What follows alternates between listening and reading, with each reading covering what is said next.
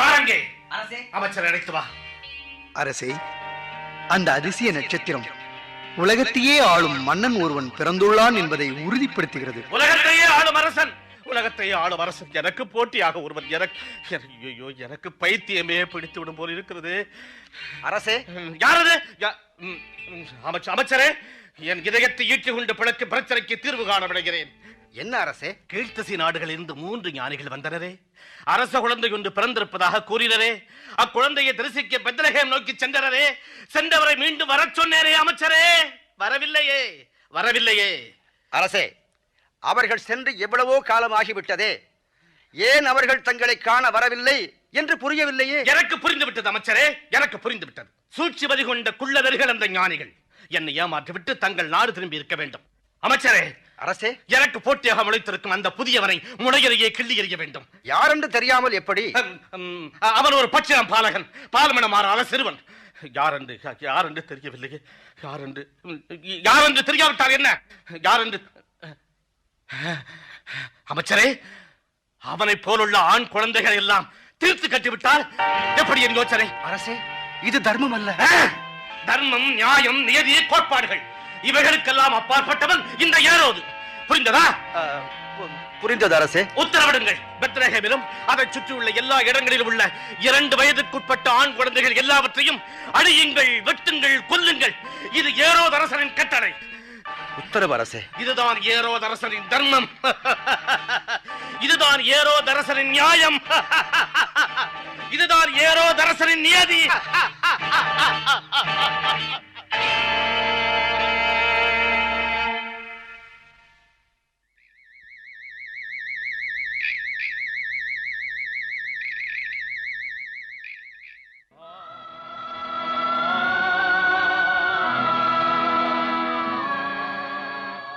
சூசையே, எழுந்து பிள்ளையையும் தாயையும் கூட்டிக் கொண்டு எகிப்திற்கு ஓடிப்போம்.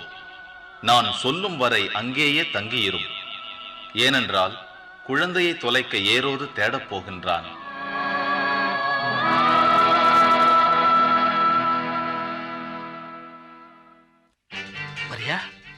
மரியா, எழுந்துரு. என்னங்க? என்ன விவரத்தை அப்புறம் சொல்றேன், சீக்கிரம் புறப்படும்.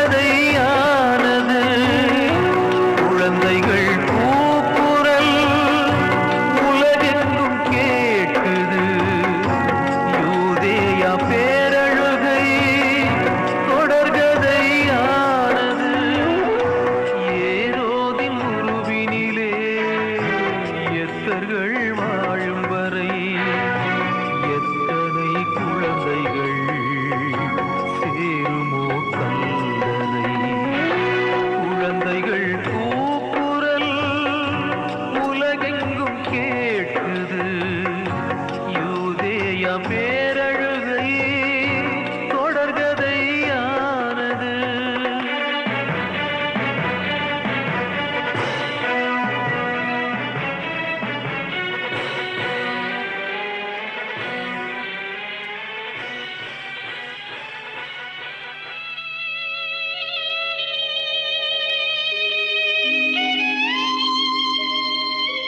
மாசற்ற குழந்தைகள் சிந்திய மாசற்ற ரத்தம் பெத்லகேமை செந்நீரால் குளிப்பாட்டியது. ரோமாவிலே கூக்குரல் கேட்டது, பேரழுகையும் ஒப்பாரியுமாக இருந்தது என்று எரேமியா கூறிய இறைவாக்கு இவ்வாறு நிறைவேறியது.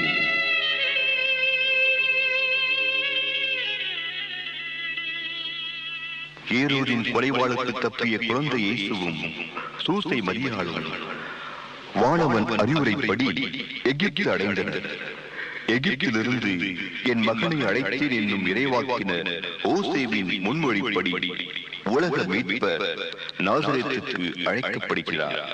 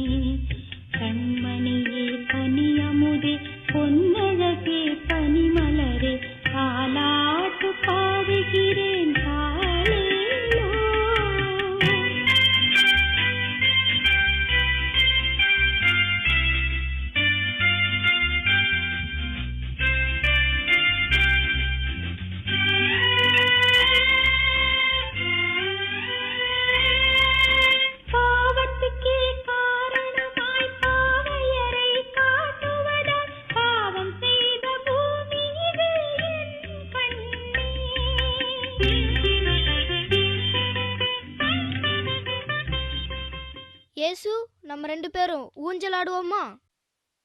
யோவான், நீ ஊஞ்சல்ல உட்காரு, நான் உன்னை ஆட்டி வர்றேன். இல்ல, நான் தான் உன்னை ஆட்டணும். முறைப்படி நீ தான் உட்காரணும். வா, வந்து உட்காரு. நீ முதல்ல ஆடு, அப்புறம் நான் ஆடுறேன். இயேசு, நீ என்னை ஆட்டி விடுறதுக்கு நான் ரொம்ப கொடுத்து வச்சிருக்கணும். நான் எத்தனையோ பேர் ஆட்டி விட்டுருக்கேன், அவங்கெல்லாம் பயந்தாங்க. ஆனா நீ ரொம்ப தைரியசாலி. இயேசு, அம்மா சீக்கிரமா வர சொன்னாங்களே, மறந்துட்டியா? ஆமா, நாளைக்கு ஊருக்கு போகணும். உங்க ஊரு ரொம்ப பிடிக்குமா உனக்கு? எங்க ஊரை நான் பார்த்ததே இல்லை. நான் குட்டி குழந்தையா இருக்கும்போதே என்னை எகிப்துக்கு கூட்டிட்டு போயிட்டாங்க. எலிசபெத், பிள்ளைங்க அங்க விளையாடிட்டு இருக்காங்க பாரு. யோவான், இயேசு, சீக்கிரம் வாங்க. சரி எலிசபெத், போலாமா?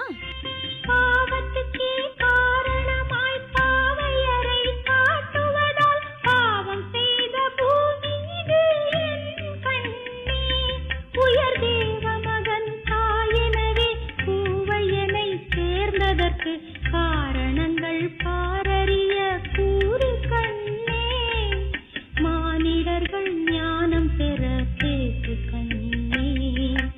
ஆராரோ ஆராரிரோ, ஆராரோ ஆராரிரோ, ஆராரோ ஆராரோ ஆராரிரோ.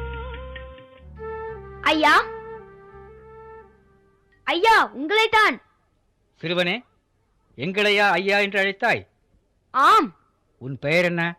இயேசு. எங்களை போதகர் என்று அழைக்க வேண்டும் என்று உனக்கு தெரியாதா? போதகர் என்றால்? மறைச்சட்டத்தின் உண்மைகளை மக்களுக்கு போதிப்பவர். அப்படியானால் எனக்கு சில உண்மைகளை விளக்க முடியுமா? உன் போன்ற சிறுவனுக்கெல்லாம் பதில் சொல்லிக் கொண்டிருக்க எங்களுக்கு நேரமில்லை. சிறு பிள்ளை என்ன பெரிதாக கேட்டுவிடப் போகிறான்?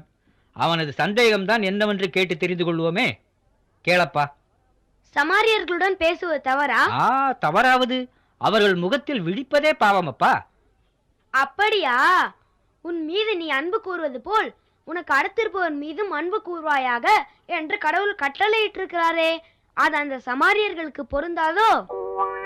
அது எங்களுக்கு நேரமாகிவிட்டது. பொறுங்கள், இன்னும் ஒரு சந்தேகம். சீக்கிரம் கேள். ஒருவன் தன் சொத்தை எல்லாம் கடவுளுக்கு நேர்ந்துவிட வேண்டும் என்றால் கோர்பான், அதாவது காணிக்கை என்று சொன்னால் போதுமாமே? ஆமாம், அப்படி சொன்னதும் அது கடவுளுக்கு நேர்ச்சியாகிவிடும். அதில் சிறிதளவும் பெற்றோர்களுக்கும் மற்றவர்களுக்கும் கொடுக்க வேண்டியதில்லை. ஆமாம். அதனால் பெற்றோர் பட்டினி கிடந்து மடிந்தாலும் அந்த பாவம் அவனை சேராது. அது சேராது. ஆனால் கடவுள் தாய் தந்தையை போற்று என்று கூறியிருக்கிறாரே, தாய் தந்தையை தூற்றுகிறவன் செத்து ஒளியட்டும் என்றும் கூறவில்லையா? அது போதகரே, இந்த சிறுவனிடம் வாயை கொடுத்து வம்பில் மாட்டிக்கொண்டோமே. இந்த சிறிய வயதில் இத்தனை ஞானமா?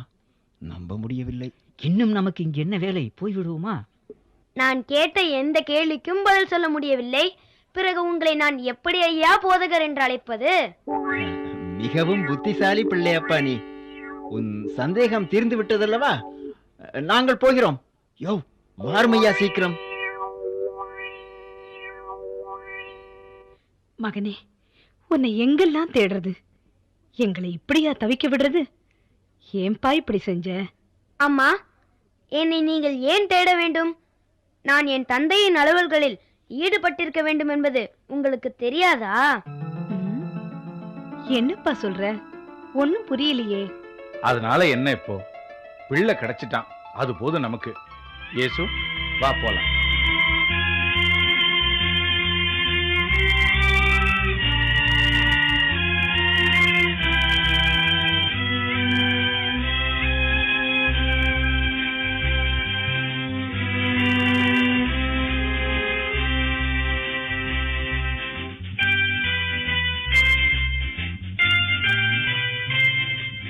அடிமையாக பகலினிலும் உடமையாக இரவினிலும்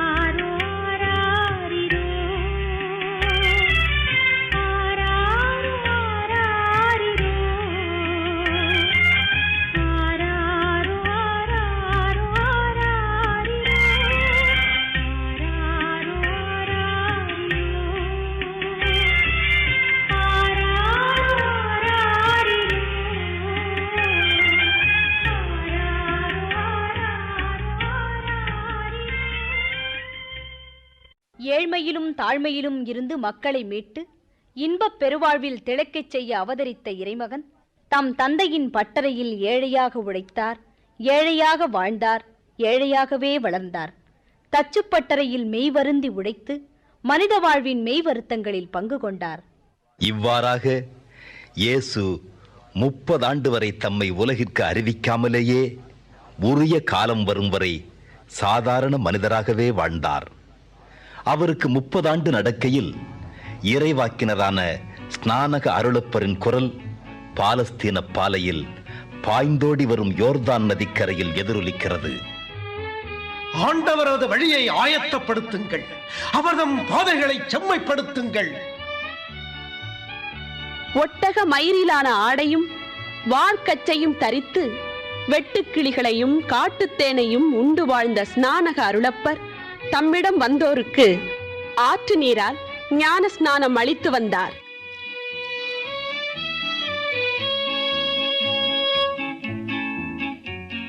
இறைவனுக்கேற்ற முறையில் நடக்க உங்கள் மனதை செம்மைப்படுத்துங்கள். வெறும் பள்ளத்தாக்குகள் போன்று குழிந்துள்ள உங்கள் நெஞ்சங்களை அவரது அருளால் நிரப்புங்கள். மலை போல் கர்வத்தால் தலை நிமிர்ந்து நிற்பவர்களே, உங்களை தாழ்த்திக் கொள்ளுங்கள். கோணலான வழியில் செல்பவர்களே, நேர்மையை கடைப்பிடியுங்கள். பாவமெனும் கரடுமுரடான வழியில் செல்பவர்களே, உங்கள் நெஞ்சை சீர்படுத்திக் கொள்ளுங்கள். அப்போதுதான் கடவுளிடமிருந்து வரும் ஈடேற்றத்தை நீங்கள் காண்பீர்கள். மனம் திருந்துங்கள், ஏனெனில் இறைவனின் விண்ணரசு அண்மையில் இருக்கிறது. மனம் திருந்துங்கள், ஏனெனில் இறைவனின் விண்ணரசு அண்மையில் இருக்கிறது. மனம் திருந்துங்கள், ஏனெனில் இறைவனின் விண்ணரசு அண்மையில் இருக்கிறது. விரியன் பாம்பு குட்டிகளே, உங்கள் மீது வரப்போகும் தெய்வ கோபத்துக்கு எப்படித்தான் தப்ப போகிறீர்களோ. ஏமாந்து போகாதீர்கள், மனம் திருந்துங்கள், ஏற்ற தவச்செயல்களை செய்யுங்கள்.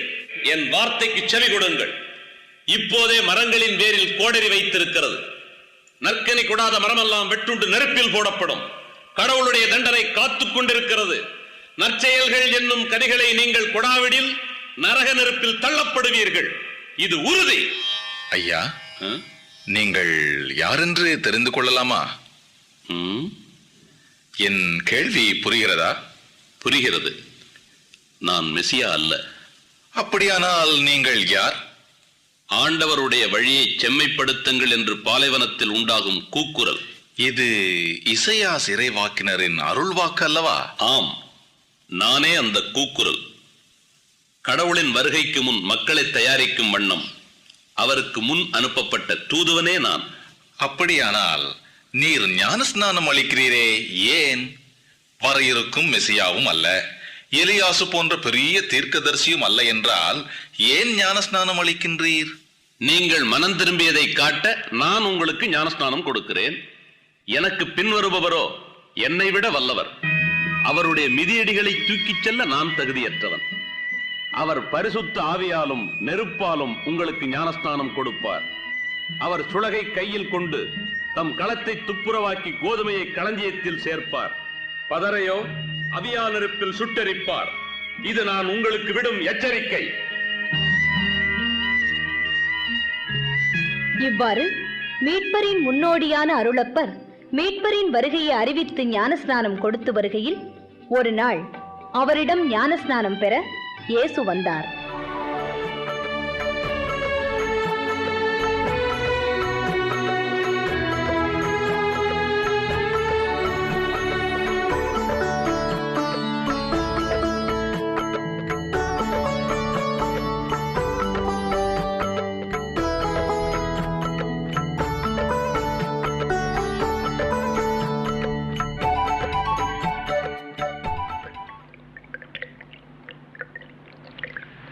அருளப்பரே.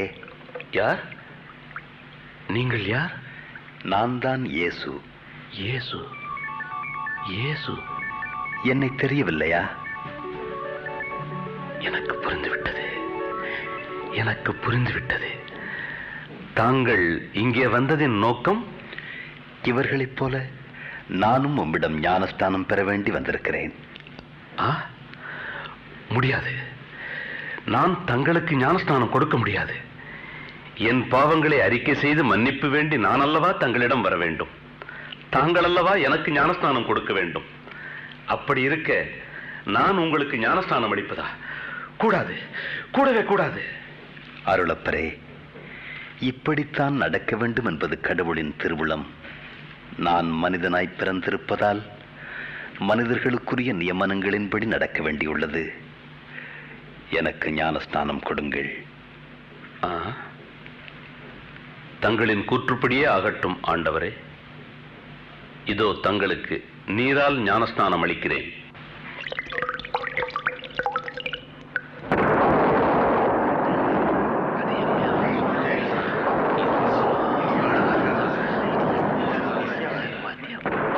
நீரே என் அன்பார்ந்த மகன், உம்மிடம் நான் பூரிப்படைகிறேன்.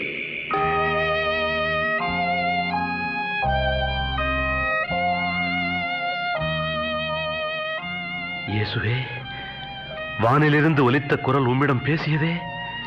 நீரே மெசியா, நீரே மீட்பர், நீர் கடவுளின் அன்பார்ந்த மகன். ஆவியானவர் புறாவைப் போல வானிலிருந்து இறங்கி இவர் மேல் தங்கியதை கண்டேன். நானும் இவரை அறியாதிருந்தேன். ஆனால் நீரால் ஞானஸ்தானம் கொடுக்கும்படி என்னை அனுப்பினவர், ஆவியானவர் இறங்கி யார் மேல் தங்குவதை நீ காண்பாயோ அவரே பரிசுத்த ஆவியினால் ஞானஸ்தானம் கொடுப்பவர் என்றார். நான் கண்டேன், இவரே கடவுளின் மகன் என்று சாட்சியம் கூறுகிறேன். ஞானஸ்நானம் பெற்ற இயேசு 40 நாள் கடும் நோன்பினை மேற்கொண்டார். நோன்பின் இறுதியில் அலகை அவரை சோதிக்கத் தொடங்கியது.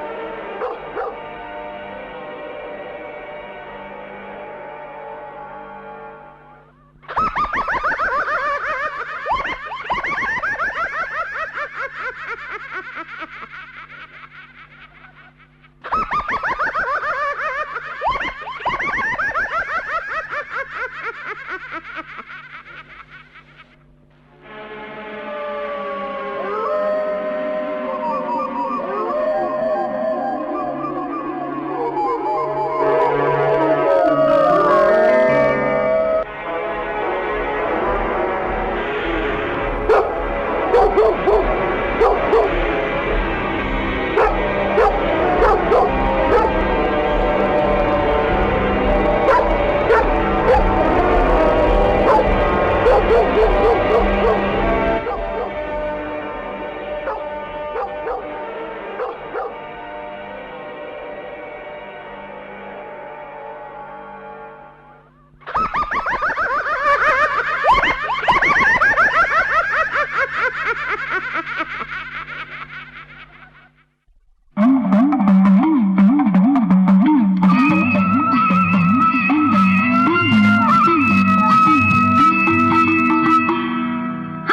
ஏவாளை ஏமாற்றினேன் வெற்றி பூவாடை போர்த்தி நின்றேன்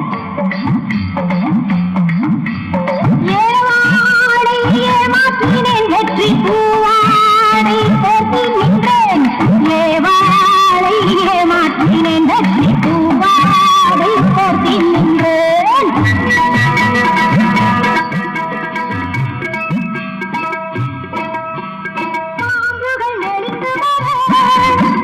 பறவைகள் பாடி வர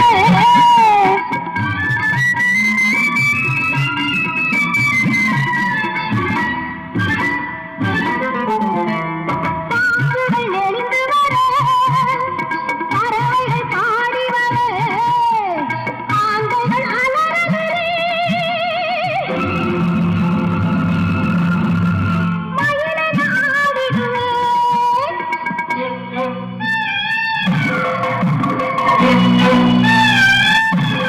மயிலென ஆடிடுவேன் நான் மயிலென ஆடிடுவேன் ஏவாளை ஏமாற்றினேன் பூவாடை போர்த்தி நின்றேன்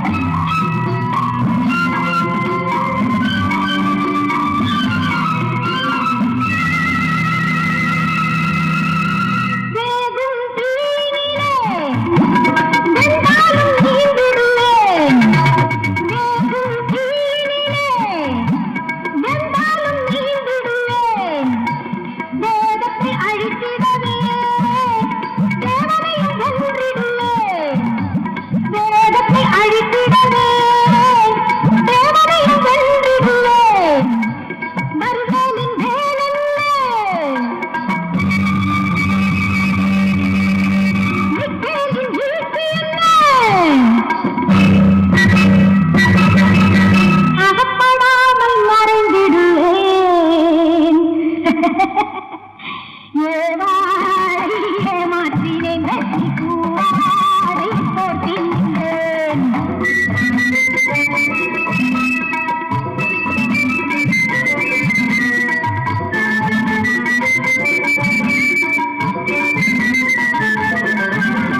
பேயென மாறிவிட்டால் பலிகளை எடுத்திடுவேன் பேயென மாறிவிட்டால் பலிகளை எடுத்திடுவேன் பூதகுருவெடுத்தால்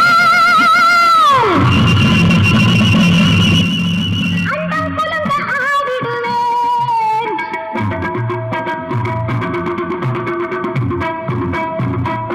பிசாசாக பறந்து வந்தால் வித்தைகளை செய்திடுவேன் பிசாசாக பறந்து வந்தால் வித்தைகளை செய்திடுவேன் நாகமாக மாறிவிட்டால் நாகத்திலே மகிழ்ந்திடுவேன் நாகமாக மாறிவிட்டால் நாகத்திலே மகிழ்ந்திடுவேன் நாகமாக மாறிவிட்டால் நாகத்திலே மகிழ்ந்திடுவேன்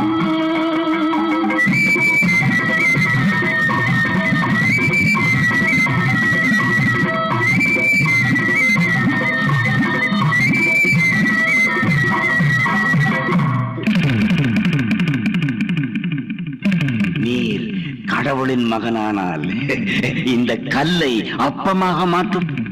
மனிதன் அப்பத்தினால் மட்டுமன்று கடவுள் வாயினின்று வரும் ஒவ்வொரு சொல்லினாலும் உயிர் வாழ்கிறான் என்று எழுதியிருக்கிறதே.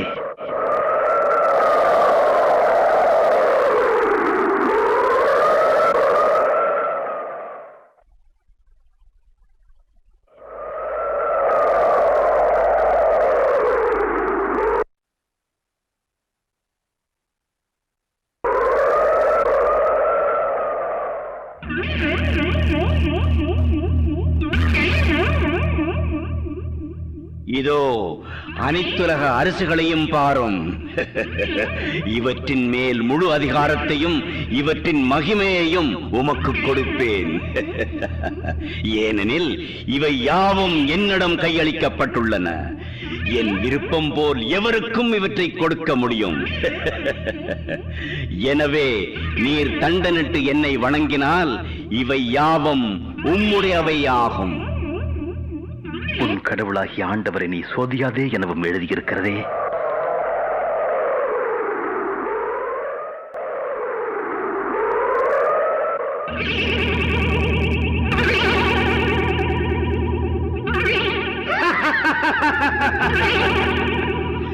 நீர் கடவுளின் மகனானால் இங்கிருந்து கீழே குதியும்.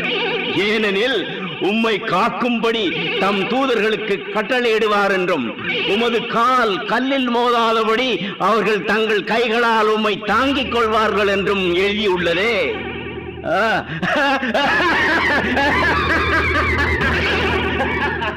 போ அப்பாலே சாத்தானே, ஏனெனில் உன் கடவுளாகி ஆண்டவரை வணங்கி அவரை மட்டுமே ஆராதிப்பாயாக என எழுதியிருக்கின்றது.